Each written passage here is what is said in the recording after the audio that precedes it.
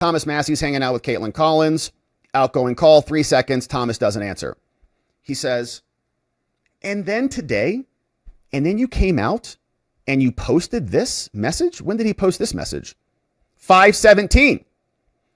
So talks to Dan in the morning, posts the message at 5:17, goes on with Caitlin Collins. Dan calls him back and says, what the heck, bro? You could have just called me. He says, I called you back after 7:30. You never called me back. Then at 6 this morning, post a call. So like maybe Thomas was going to call him like at 8 this morning. I don't know. He said, I had a long talk with Caitlin Collins. My brain lost the 5% of my cells. So I have to recuperate. I'll call you back at 9 tomorrow. But then Dan posts this. Now, despite this, you continue to imply, Thomas, that the director and I are targeting investigators in this case.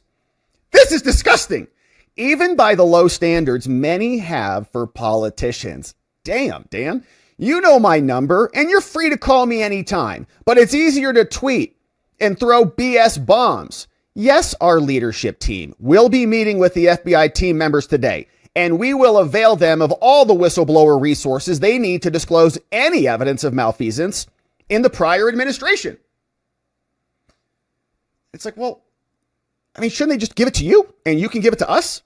All right. And we will ask about threads that may have gone unpulled under prior leadership because we are passionate about solving this case.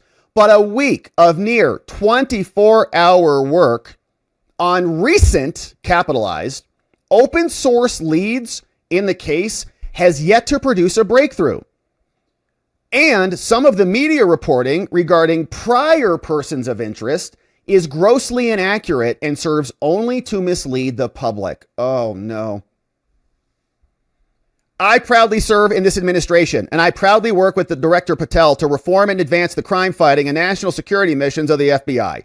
We would love to have you as a partner, Thomas, in this mission, rather than a dog barking behind a fence. Man, Dan woke up with a vengeance.